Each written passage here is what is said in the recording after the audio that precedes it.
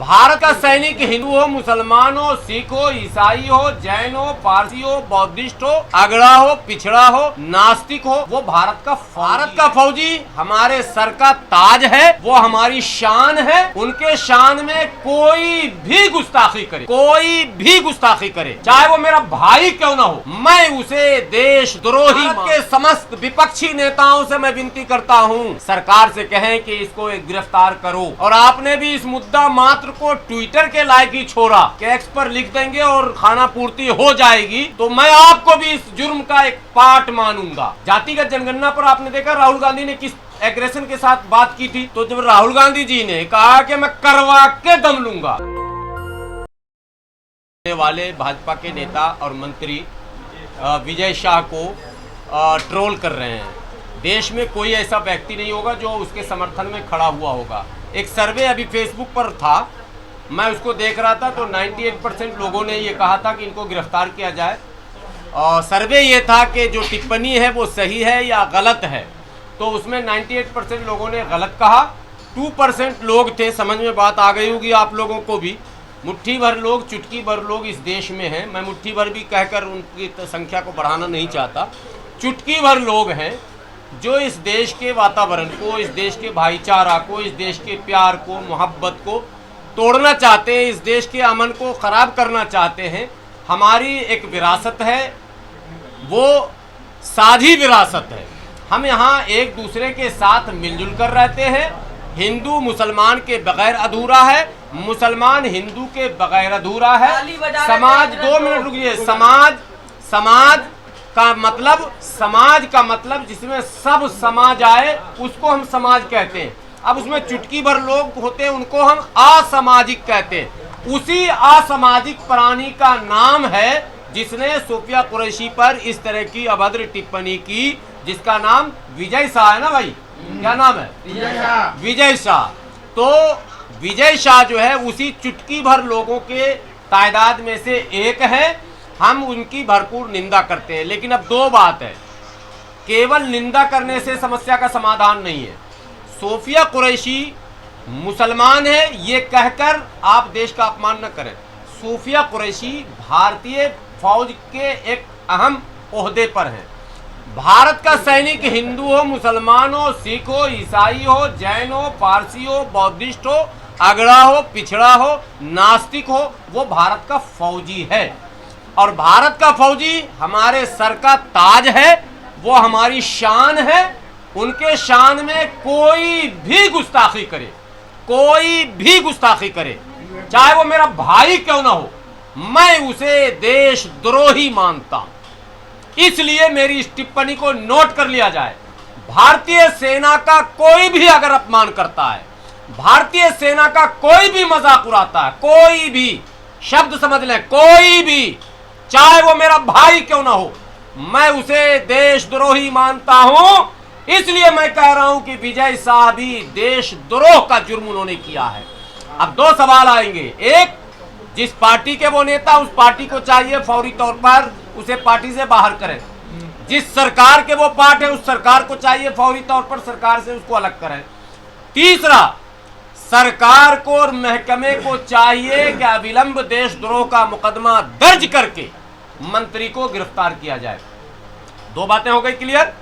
पहली बात पार्टी हटाए, दूसरी बात सरकार हटाए, तीसरी बात गिरफ्तार किया जाए। अब चौथी बात, भारत के समस्त विपक्षी नेताओं से मैं विनती करता हूं कि अगर आप भी ईमानदार हैं तो इस मुद्दे पर आप भी सरकार से बात करें, सरकार से कहें कि इसको गिरफ्तार करो। और अगर आपने भी ऐसा नहीं किया और आपने भी इस मुद्दा मात्र को ट्विटर के लायक ही छोड़ा कि एक्स पर लिख देंगे और खाना पूर्ति हो जाएगी, तो मैं आपको भी इस जुर्म का एक पार्ट मानूंगा। मुल्क में मजहब की बुनियाद पर या बिरादरी की बुनियाद पर किसी के साथ अगर इस तरह की अभद्र हरकत की जाती है, उसको किसी भी कीमत पर बर्दाश्त नहीं किया जाएगा। ऑल इंडिया यूनाइटेड मुस्लिम मोर्चा और हाफिज गुलाम सरवर जैसे हजारों लाखों लोगों का यही मानना है कि मजहब और बिरादरी की बुनियाद पर हम भेदभाव करते हैं, यही गलत है। लेकिन ये चूंकि भारतीय समाज की एक बीमारी है, इसलिए इस बीमारी का इलाज होम्योपैथ से होगा। लेकिन इसमें अगर कोई सैनिक है, कोई दलित सैनिक है, कोई आदिवासी सैनिक है, कोई मुस्लिम सैनिक है, कोई क्रिश्चियन सैनिक है, कोई बौद्धिस्ट सैनिक है, कोई जैन सैनिक है, कोई भी हो सकता है, तो वो फिर दलित और आदिवासी और क्रिश्चियन और मुस्लिम नहीं होता है, वो भारत का एक सैनिक होता है। उसके साथ भी अगर इस तरह का व्यवहार होगा तो इसको कतई कोई समाज का सब व्यक्ति स्वीकार नहीं करेगा।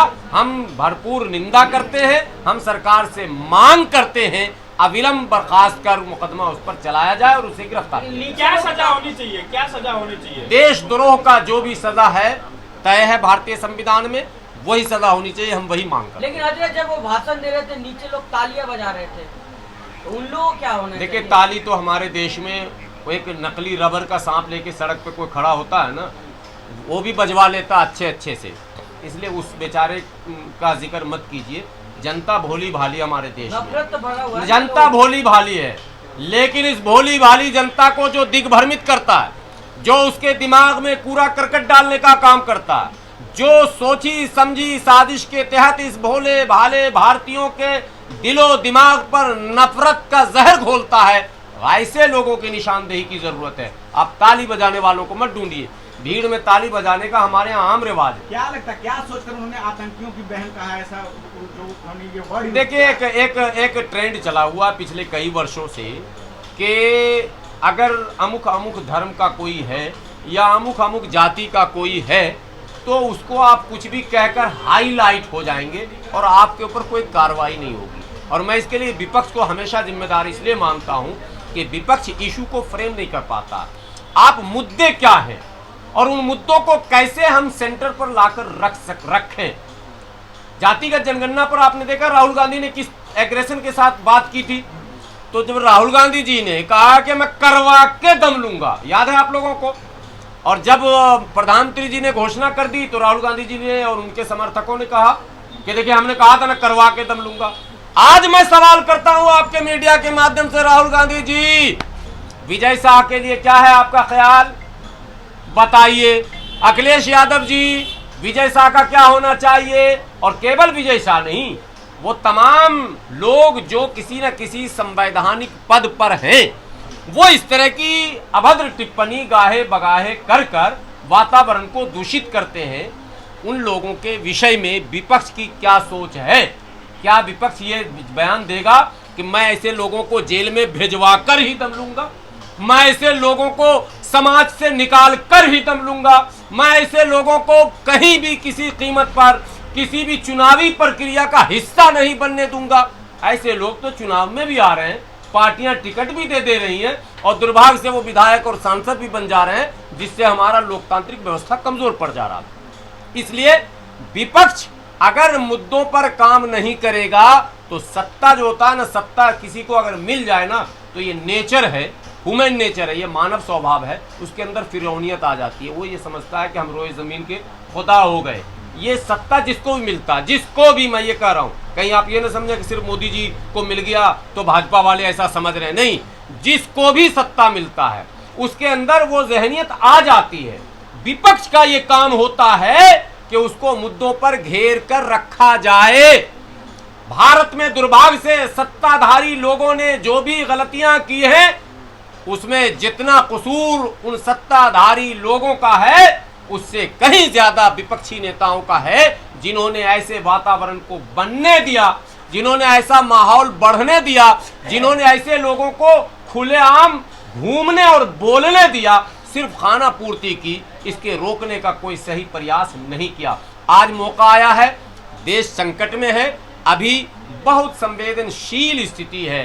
देश के मुद्दों पर, सेना के मुद्दों पर, सुरक्षा के मुद्दों पर, विदेश नीतियों पर अनर्गल टिप्पणी और बयान नहीं होना चाहिए। और आप लोग भी जिम्मेदार नागरिक हैं, पत्रकार के साथ साथ आप लोगों को भी कोई ऐसा वैसा न्यूज, ऐसी वैसी खबर नहीं चलानी चाहिए। प्रमाण मिल जाए, साक्ष्य मिल जाए, सबूत मिल जाए, उसकी सच्चाई जान जाए तो चलाएं, देश हित में काम करें, क्योंकि देश अभी संकट से गुजर रहा है। अभी हम एक पड़ोसी देश से युद्ध में हैं, युद्ध विराम के बाद भी हम अभी युद्ध में हैं। हाफिज साहब, ये जो पूरा सीज फायर हुआ है अमेरिका की दबाव में, इसके बाद देखा जा रहा है कि एक तो पाकिस्तान में जश्न है और एक बीजेपी वाले जश्न मना रहे, इसको लेकर कहा जा रहा है कि इसका क्या कनेक्शन है? सवाल बड़ा आपने ज़बरदस्त किया, क्या कनेक्शन? देखिए, पाकिस्तान जो जश्न मना रहा वो तो मनाएगा ही, वो बच गया, यही उसके लिए जश्न की बात है। वरना आपने तो भारत में चैनल देखे ही होंगे, खबरें तो ये आई थी और हम लोगों को लगा था कि खबर में पूरी सच्चाई है। कराची पे कब्ज़ा हो चुका है, कराची बंदरगाह जो है वो ध्वस्त हो चुका है, उसके सारे डिफेंस सिस्टम भी ध्वस्त हो चुके थे और कई शहरों पर प्रत्यक्ष या अप्रत्यक्ष कब्जे की खबर लगभग कैमरामैन और रिपोर्टर पहले पहुंच गए थे। चल चुका था। मैं खुद पहुंचना चाह रहा था, मैं तो सोचा था कि अगर ऐसा हो जाए तो अखंड भारत का सपना भी साकार हो जाएगा। और हम लोग जरा देखें कराची का डिश क्या है, लाहौर का डिश क्या। अभी बकरीद आता ने चाय पीने ने, बकरीद लाहौर के मार्केट से बकरीद खरीद के ले आते। अब पासपोर्ट वीज़ा तो न लगाना पड़ता, वो रुक गया तो उसमें तो उसको जश्न मनाना ही है। वो भारत जैसे देश में आतंकवादी घटना को अंजाम भी दे देता है और भारत के प्रहार से बच भी जाता है, तो उसके लिए तो यही जश्न है। लेकिन भारतीय जनता पार्टी अगर जश्न मना रही है तो ये दुर्भाग्यपूर्ण है। देखिए, भारत की विदेश नीति में हम गुटनिरपेक्ष कहलाते हैं, शुरू से हमारी पॉलिसी रही और वो हमारे यहाँ चूँकि संतों की भूमि है, कबीरा खड़ा बाजार में सबकी चाहे खैर, ना काहू से दोस्ती ना काहू से बैर, ये भारत की पॉलिसी रही है। हम किसी पर जंग थोपते नहीं, मुसल्लत करते नहीं, उसको अस्थिर करते नहीं, उसमें मुदाखलत करते नहीं, कोई हस्तक्षेप हम नहीं करते। ये भारत का स्वभाव नहीं है, भारत का रिकॉर्ड नहीं। भारत ने कभी भी पहल किसी जंग में नहीं किया। जब जंग इस पर मुसल्लत किया गया है तो हम डिफेंस किए। अभी भी जो जंग हुआ इसमें हमने पहल नहीं किया, चूँकि उसने इस तरह की घटना घटाई और ऐसा माहौल बना दिया कि हम मजबूर थे, हमें हमला करना था। लेकिन हमले के बाद विदेशी मुदाखलत पहली बार इस देश में हुआ देखा गया है, जिस पर विपक्ष के नेताओं को बोलना चाहिए। मैं समझता हूँ इक्के दुक्के नेताओं ने बोलना शुरू किया है, लेकिन इस इशू को विपक्ष को उठाना चाहिए। अब ये भी कहा जा रहा है कि 240 सीटें मिली है, उसमें तो इतना ही होगा, 400 चाहिए। नहीं तो 240 मिले या सिर्फ 2 मिले, हम मान और सम्मान से, स्वाभिमान से समझौता नहीं कर सकते। भारत के मामले में कोई भी विदेशी हस्तक्षेप करे और वो ये कहे कि मैंने धमका के ये करवा दिया, ये किसी भारतीय को स्वीकार नहीं है। इसलिए डोनाल्ड ट्रंप के इस बयान को काउंटर करने के लिए माननीय प्रधानमंत्री जी को राष्ट्र के नाम फिर एक बार संबोधन करना चाहिए और डोनाल्ड ट्रंप को डांट के कहना चाहिए कि ये घूम घूम के जो आप कह रहे हो कि हमने करा दिया, आप होते कौन हो, ये कहना जरूरी है। वरना मैसेज गलत जाएगा, संदेश गलत जाएगा और हमारे देश की छवि कमजोर पड़ जाएगी। लेकिन हजरत, पाकिस्तान के जो मौलानाओं का बयान आ रहा है, कह रहे भारत के लोग मुसलमानों से उम्मीद थी, आप जैसे मौलाना जो विरोध में पाकिस्तान के बोल रहे हैं उनको लेकर फतवा वो लोग जारी कर रहा है। पाकिस्तान में भी मौलाना है क्या? हाँ। अच्छा, ये आज मुझे पता चला कि वहाँ भी मौलाना है। इस्लाम किसी भी मतलब मासूम और अनजान और क्या कहते हैं, किसी भी बेकसूर या नादान किसी के भी कत्ल तो दूर की बात है, उसको ईजा पहुंचाने की भी इजाज़त नहीं देता है। तो पाकिस्तान में अगर मौलाना है तो उनसे मेरी गुजारिश है कि पहले तो इस्लाम का पाठ पढ़ाइए।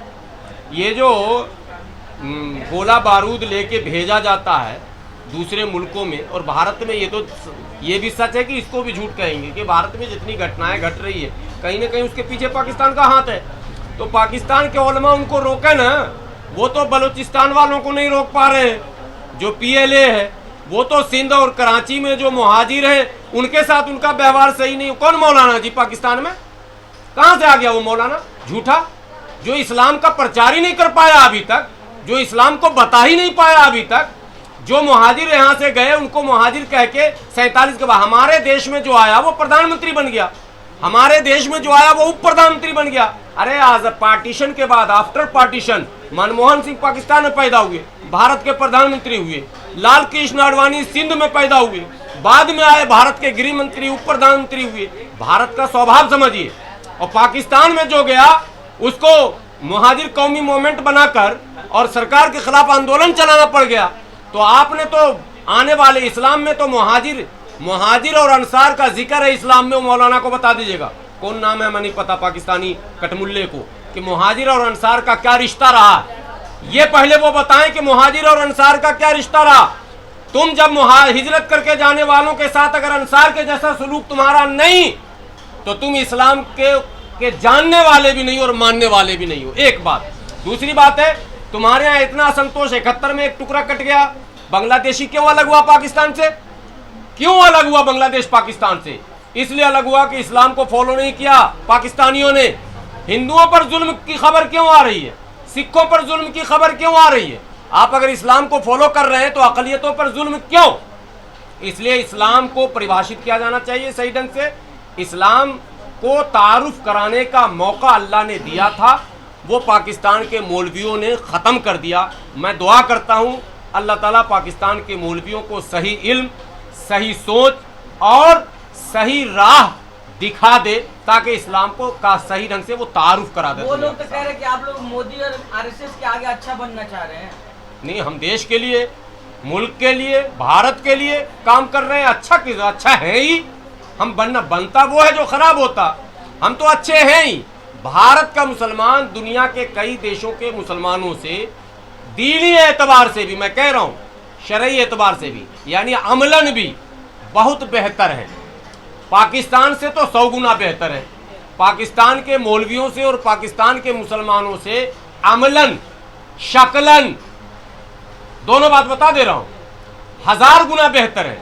इसलिए एक बात बता देंगे कि जितने भी मोमेंट चल रहे हैं वो दिशा निर्देश और उसका सूत्र जो है वो भारत से शुरू हो रहा है। यानी रिफॉर्म की जहां बातें हो रही हैं, इस्लाम से जोड़ने की बातें हो रही हैं, तबलीग की बातें हो रही हैं, समझाने की बातें हो रही हैं, भारत की धरती से शुरू किया जा रहा और उसी को लोग फॉलो कर रहे हैं। हम उनको नहीं फॉलो कर रहे हैं।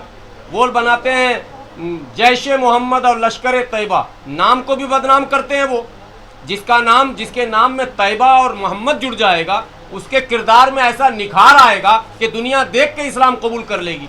तुम्हें तो दुनिया थूक रही है, इसलिए नाम भी उनका गलत, काम भी उनका गलत। इसलिए उनको पहले सुधरने की जरूरत है और इस्लाम को पढ़ने की जरूरत है। ये पूछा जा रहा है कि सारे आतंकी मुसलमान क्यों होते हैं? नहीं, ये सवाल आपका गलत है। सारे आतंकी मुसलमान नहीं होते। मुट्ठी भर नाम नेहाद मुसलमान आतंकवादी संगठन में हैं। आतंकवाद की जो परिभाषा है उसमें नक्सली तो मुसलमान नहीं है। उसमें अभी जो पाकिस्तान को खुफिया जानकारी पहुंचाने वाले लोग हैं, जिसमें अभी शुक्ला जी गिरफ्तार हुए, आपको पता है शुक्ला जी गिरफ्तार हुए और सुनील नाम का एक व्यक्ति भी पकड़ा गया। तो वो क्या था? आतंकवादी नहीं था तो वो क्या था? और जो बम ब्लास्ट हमारे यहाँ हुए उसमें कई बम ब्लास्ट में उनके भी नाम हैं जो हमारे बिरादरान वतन हैं, उनके धर्म के मानने वाले भी लोग हैं। तो केवल आतंकवादी मुसलमान होता है, ये नैरेटिव बंद कीजिए आप। आतंकवाद एक शब्द है, वो आतंकवादी हर जाति हर धर्म का होता है, उसका कोई धर्म नहीं होता। नेशनल दस्तक की आपसे गुजारिश है कि अगर इसको बचाना चाहते हैं तो नेशनल दस्तक को सब्सक्राइब करने के लिए रेड कलर के सब्सक्राइब बटन को दबाएं, फिर बेल आइकन की घंटी दबाएं। नेशनल दस्तक को बचाने के लिए बहुत जरूरी है कि हर खबर को शेयर करें, लाइक करें, कमेंट जरूर करें।